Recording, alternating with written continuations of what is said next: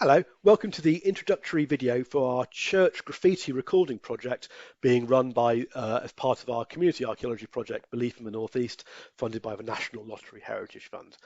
I'm David Petts. I'm a lecturer in archaeology at the Department of Archaeology at Durham University. What I want to do in this short film is to talk about graffiti, put it into context, particularly why we're interested in graffiti from churches, and talk about how we want you as volunteers to go out, record church graffiti, and then feed it back to us so we can collaborate and bring together this important aspect of medieval church use and post-medieval church use. We're all familiar with graffiti. Nowadays, when we think about graffiti, we think about informal graffiti. We often have this word, we talk about vandalism. It's done. People often feel that it destroys or causes problems in terms of our local environment. And often graffiti can be pretty poorly executed. Obviously, though, the idioms of graffiti, the spray can street art, has fed through into higher art traditions. We're all familiar with the work of Banksy on the top left here, but we see the creation of graffiti-style murals increasingly. Bottom left, we see a graffiti-style Anglo-Saxon early medieval mural created when the last time the Lindisfarne Gospels came up to the northeast, Chester Street. And on the right, close to where I am right now in York, we have a tansy beetle, a protected piece of wildlife associated particularly with York, created in a graffiti style on the gable of one of the buildings in the city. But graffiti isn't simply a modern thing. If we go back into the past, almost as early as possible, once we find people, once we find buildings, we start to find graffiti. Romans were particularly engaged in creating graffiti. Bottom left, you can see just a tiny fraction of a huge amount of graffiti from Pompeii. Lots of graffiti on the walls, painted and etched or carved. Some of it, like for example from the bottom left here, is political graffiti, people campaigning for political position, but also, as is so common with graffiti through time, a lot of it is quite smutty as well. We find examples of Roman graffiti from our own region, northeast England. Top left, you can see examples recorded recently as part of another lottery-funded project, Wall Cap, from near Hadrian's Wall. And on the right, you can see etching carved, informal doodles carved into the wall of a Roman bathhouse, which we excavated at the Roman fort at Binchester in County Durham a few years back.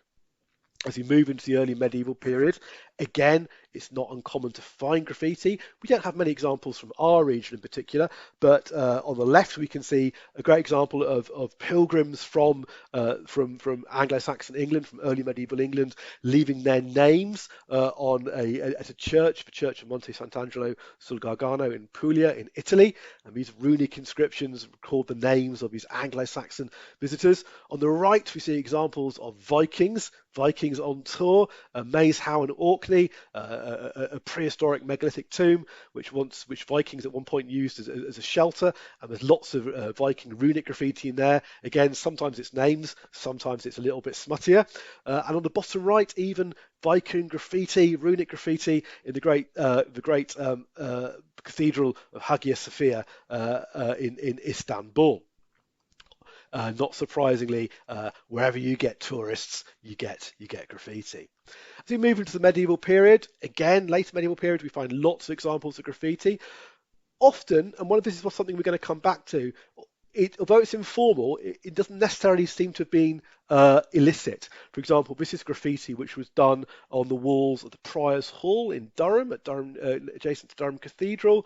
Quite elaborate graffiti, clearly informally done. This isn't formally commissioned artwork, but this is clearly done in a public space, and there's a sense that clearly the medieval notions of what was appropriate, inappropriate, are perhaps a little bit different to ours today.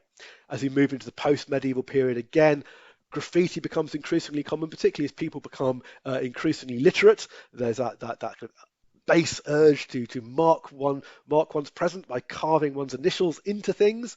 On the top right, we see people carving their initials into one of the tombs in Durham Cathedral. Bottom right, prisoners leaving quite elaborate graffiti. I suppose they've got time on their hands at Carlisle Castle, and rather impressively, a boulder on the beach at Boomer on the Northumberland coast with Victorian tourists have again left their handiwork, and of course someone called Kevin, who I'm guessing is probably 20th century rather than Victorian. As we get into the 20th century, and again we see wide range of graffiti. Here's some examples associated with the first half of a century. Graffiti done by mainly prisoners of conscience in Richmond Castle, though the presence of a jet plane and a rocket suggests some of this is kind of dating to the second part of the 20th century. On the top right, we see from one of the buildings in Stuart Park in Middlesbrough, graffiti left by soldiers, and there's graffiti left here in this set of buildings from both the World War I and World War II. On the bottom right, we see graffiti left in a barn by farm workers, agricultural workers, up in the Yorkshire Wolds. And in these examples, these are all cases of people using pencils rather than etching things into stone or other surfaces.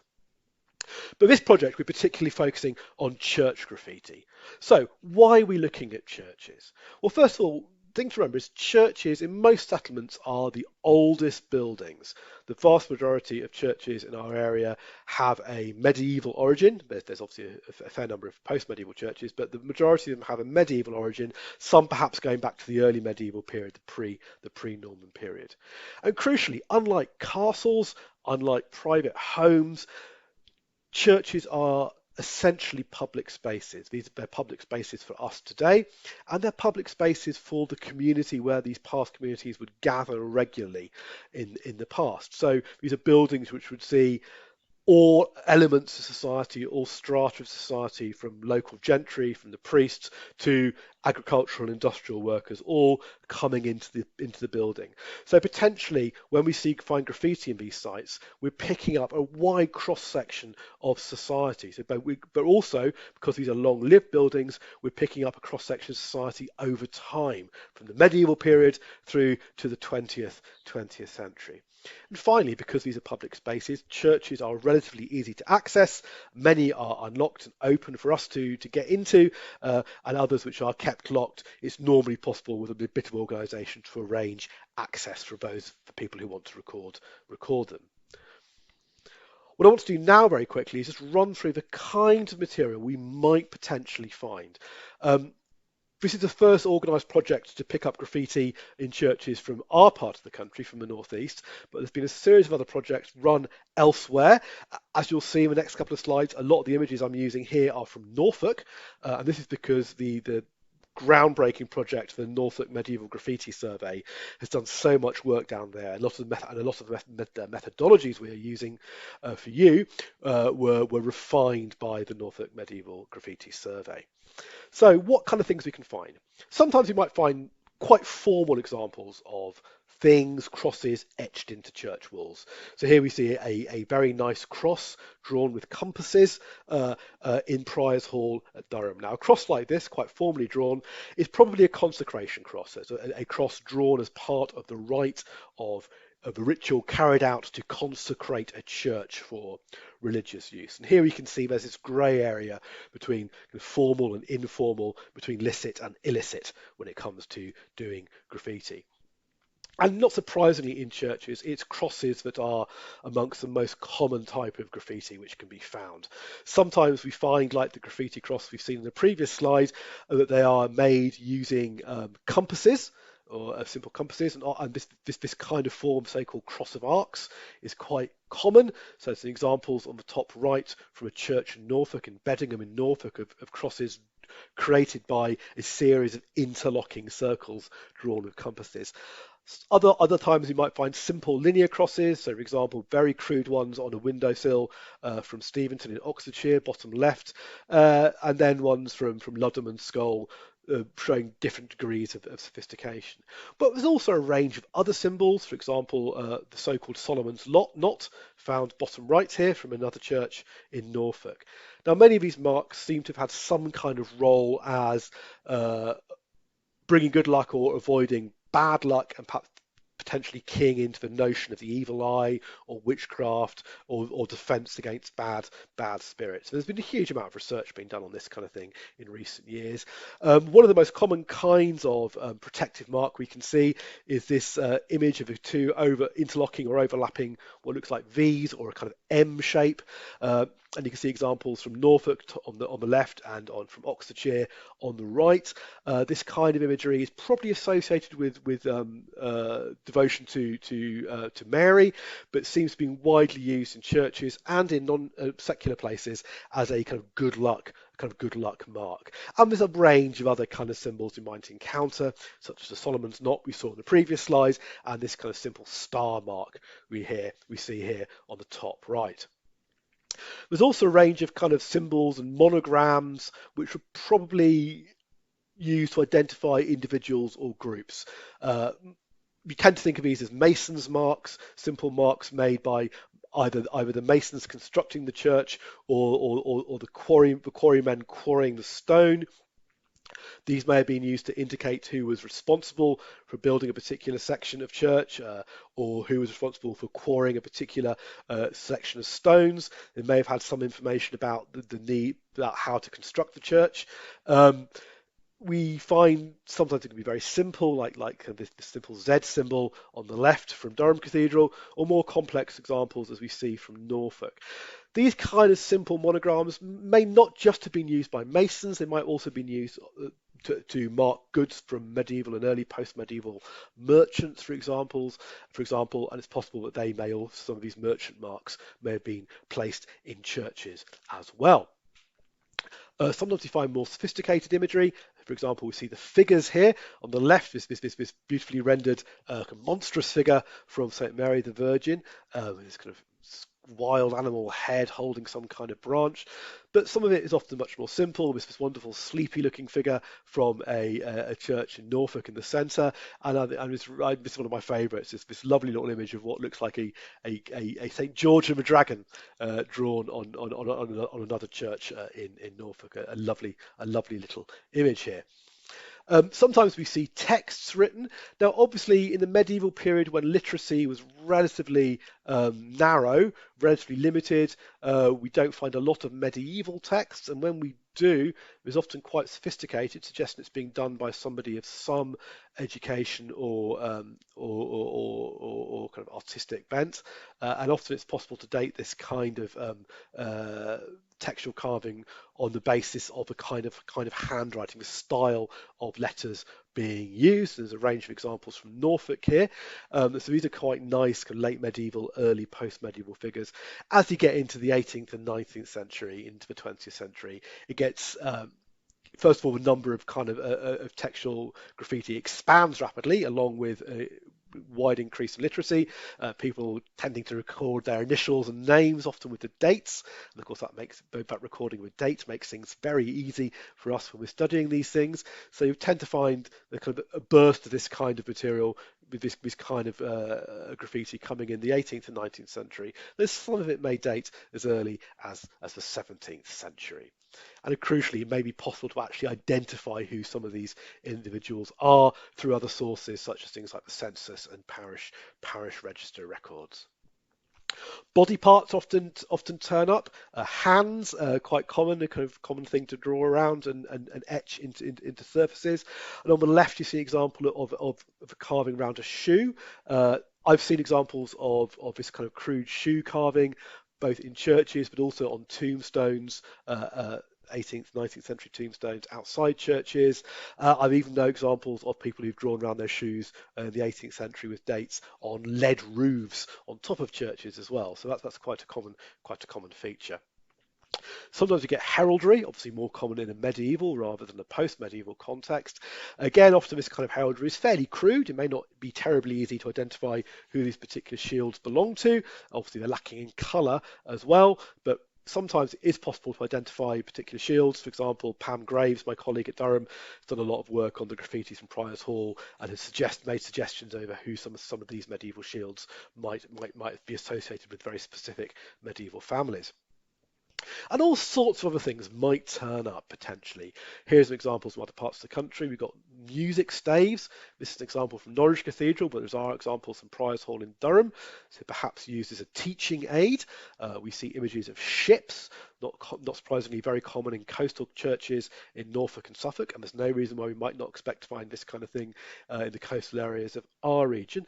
And on the left we see a simple gaming board. This is a game called Nine Men's Morris, or sometimes known as Merrill's, and I've often seen examples of this kind of thing carved onto church on benches and church porches as a reminder that churches weren't just religious places but also secular places where people would come and pass the time, and perhaps could play games sitting in the porch on a rainy afternoon.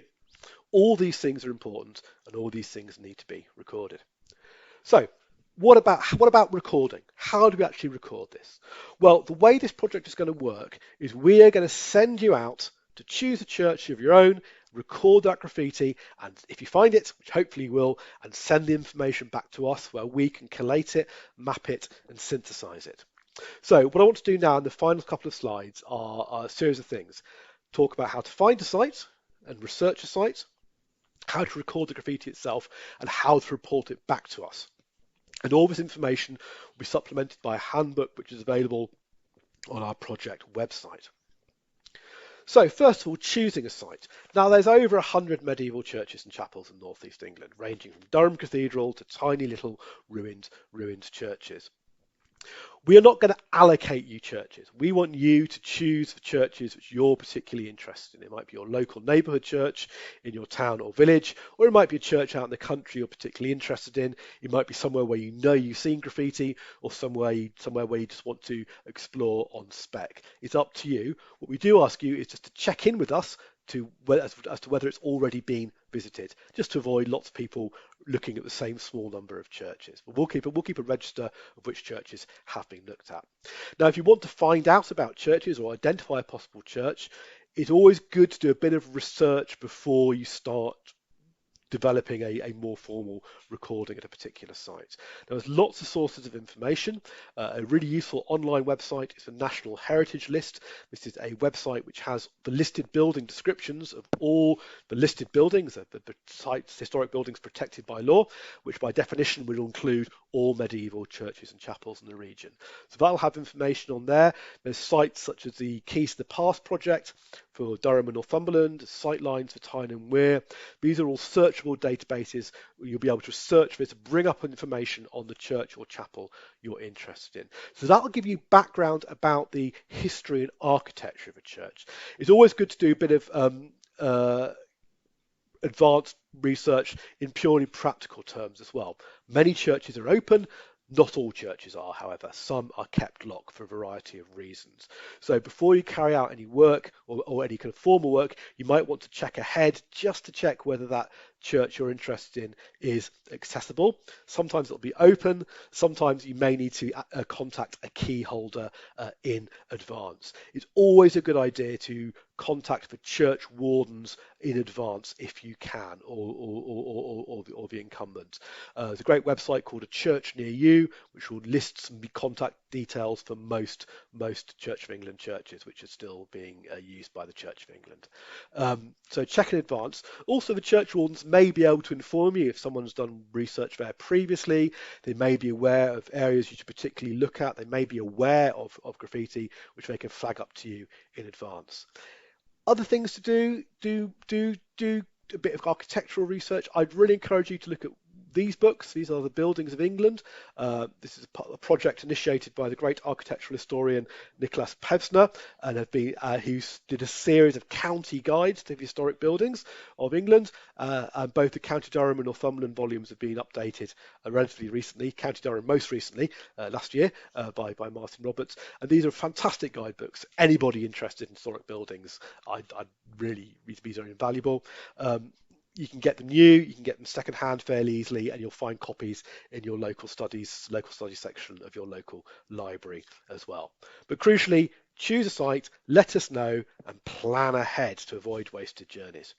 So when it comes to the project, doing the work itself, what do you need? Well, the advantage of this project and the approach we're taking is you don't need a lot of sophisticated or fancy equipment. We're trying to keep this as low tech as possible. So first of all, to take pictures. If you've got a digital camera, if you've got an expensive digital camera, that's fine. It'll be wonderful. If you've only got a mobile phone or a tablet or an iPad, that's fine too. Most modern mobile phones and tablets have good quality cameras, and just make sure you set the image type to high resolution. Mobile phones, tablets, absolutely fine.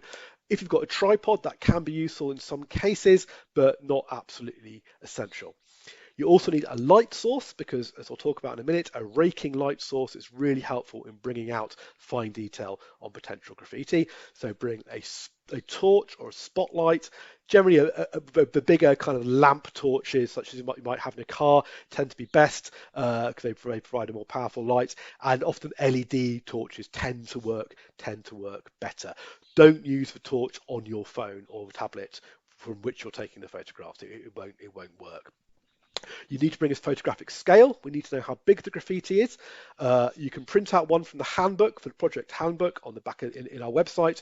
You can find lots of downloadable photographic scales on the internet. You may even have your own. Just make sure it's in centimeters, not inches. We always encourage you when you're taking photographs to include a photographic scale in a photograph, or at least some of the photographs, to give us a sense of how big the graffiti is. Word of warning, don't use things like blue tack to stick them onto the wall. Just hold them on. We'd rather not leave blue tack marks all over the historic churches of North East England. Sadly, there's going to be some paperwork. For each site, there'll be a site record sheet. So for each church you look at or chapel you look at, you need to complete a basic initial site record. This is so we've got some basic information about which sites, which churches are being looked at. And also, if you do find graffiti and take photographs, you'll need to complete the photographic record sheet. Both these recording sheets are available online via our website. And again, the address is there. Other things to think about you might want to take: bring a memory card if you need to, or spare memory cards for your camera. Make sure if you're using a phone or a camera, you've got batteries or a power pack in case you run out of juice. Inevitably, you'll always find the most exciting thing just as your batteries give out. Bring the scales I've mentioned. Bring copies of those record sheets. Bring pens and pencils to write the record sheets. And often it's a good idea to bring a clipboard or something else to lie on. So, carrying out the survey. We are going to emphasize recording using cameras. There are other ways. Sometimes people have done things like graffiti, have done things like rubbings with pencils or crayons. We don't like that because it has the potential of damaging the graffiti if it's very ephemeral and may leave marks. So we are taking a look but don't touch approach to our recording. So when you reach your church, first thing to do is complete your site record sheet. Much of this you can do in advance. You can see a copy of a fictional church on the right here of a site record, and you can see the information. It's very basic, just recording who did what the weather was like, because light can make a difference. A simple sketch plan of a church, and again, we're not looking for perfect draftsmanship, just a broad sketch plan, just to give us a sense of where things might have cropped up. You don't often churches might contain little parish histories or church histories or guidebooks which may have a plan of a church you can crib. So complete that, and then you can start looking for graffiti. Now, not every church is going to have graffiti, but we think a lot will. Don't be disappointed if you don't find any, but crucially, if you don't find any, still do let us know so we can tick that church off the list. And sometimes it might be good to get someone else to go around it again in different weather conditions, second pair of eyes, just to confirm an absence. Absences are as important as presences. So once you start your survey, you're going to want to start working around the interior of a church. Work systematically and orderly. If you're working in a group, we'd encourage you to work in groups of at least 2. Make it clear who is looking at what so areas don't get missed. So work around in an orderly manner. Check all the surfaces, obviously the stone of the walls and the columns, but also check wall plaster, often gets later graffiti on it, and wood, things like church pews, choir stalls, or the back of organ cases where you've got naughty choir boys lurking. Very good place to find 19th and 20th century graffiti.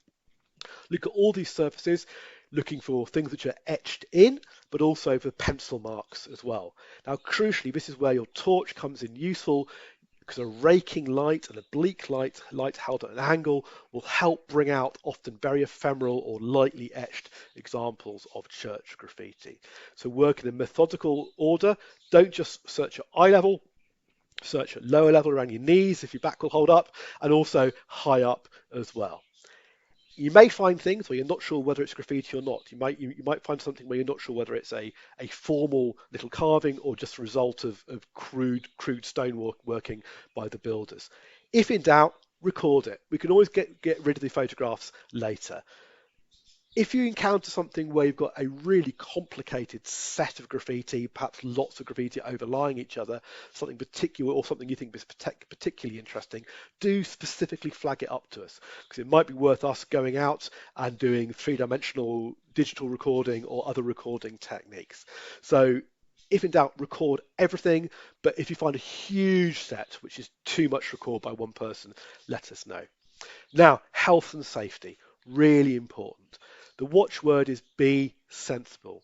Ideally work in groups of at least two, so if one person hurts themselves, another person is able to deal with the situation. Three is even better. Now, the most dangerous thing people are likely to do is to start trying to stand on things. Don't stand on things. Don't stand on ladders, don't stand on pews, don't stand on pipes attached to the wall. If you can't record a piece of graffiti from the ground, don't record it. If you can spot something which looks important and might need recording in a more careful manner, again, let us know, and together we can arrange a formal, safe recording. So don't stand on things. That's really, really important. Generally, avoid areas in churches where access is restricted.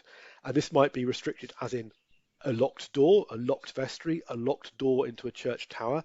But equally, even if a door is not locked, if a door is shut, if there's a request that people don't go in, please respect these churches. These areas are often blocked off for a variety of reasons. And again, health and safety. Again, if you think there might be something worth exploring, let us know and we can organise a more formally structured recording at a later date. So avoid areas where access is restricted.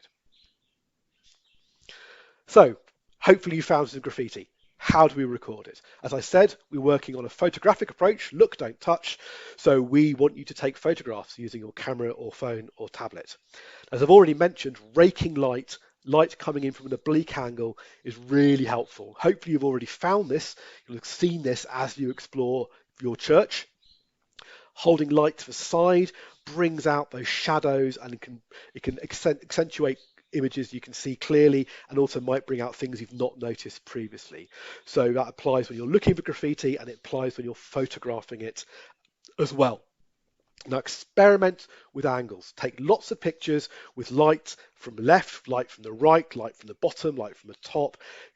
Experiment, play around with it. The advantage of digital imagery, of course, is you're not worried about using up film. Take lots of images. We can always get rid of some later on. So use oblique angles. Try and avoid lights facing directly onto the wall, because that'll wash out the shadows and wash out the subtlety in the image. Here's some examples of good and bad photographs from a Norfolk medieval graffiti survey. On the left, you can see a photograph of an heraldic image. You can see the broad details okay, but you can see there's actually lighter images within the chevron. There's other possible things there. And because the light isn't at an angle, that kind of fine detail isn't really brought out. The next image along, in the central image, you can see an image, but the light's being held very close, so you're getting a lot of reflection and glare from the stonework, and also it's not actually illuminating the whole image. Finally, on the right, you see a great example. The light's held at an oblique angle, so it brings out the thick, deep lines nicely in shadow, but also brings out the finer lines. It's held far enough away from the image, from the object of record, to avoid glare and light bouncing back. So that's the kind of thing you want to be aiming at. So hints and tips. First of all, I've already said this. If in doubt, record everything. We're interested in everything, even if it's from as late as the 1980s. If it's something you're not quite sure what it is, whether it's natural, whether it's real, whether it's a formal graffiti, whether it's decoration, if in doubt, record it. We can winnow out things which aren't relevant later on. Secondly, remember there's going to be lots of variables. the weather, the light conditions, your eyesight, all sorts of things are going to vary on how, going to depend on how easy it is to pick things up. Take plenty of images. If you need, go back for a second visit, particularly if you didn't find things on the first visit. The more pairs of eyes looking at a site, the better. So be aware that there's all sorts of variables that are going to reflect on how easy it is to find things. Health and safety, already emphasised. Don't do anything that could put yourself at risk, others at risk, or crucially, the building at risk either. And finally, remember that most churches are still active places of worship. Be sensible, be respectful, don't go in if there's a service happening. If there are, ideally let the church warden or incumbent know in advance. It's also great to leave a record of your visit in the visitors book. This kind of information about the number of visitors is helpful for churches. And if you can, if you're able to, do leave a donation to the church in the donation box, or nowadays a lot of them have contactless donation opportunities available as well. So, crucially, you've got all the data. Hopefully you've gone to a church, you've found some interesting stuff, you've got lots of lovely digital images, you've filled in your record forms. What do you do next? Well, you need to send that stuff to us running the project. Now, this is where it gets a little bit complicated, but not very. We are using a system called Dropbox. This is a system which some of you may be familiar with already. Essentially, it's a way you can upload images and record sheets onto the internet, which will allow us to then download them and look after them at our end. So some of you will be already familiar with Dropbox. You might use it for work or other reasons. If you're not, don't worry. It's very simple. Go to the Dropbox website and download and install the program. It's very, very simple, very easy to do.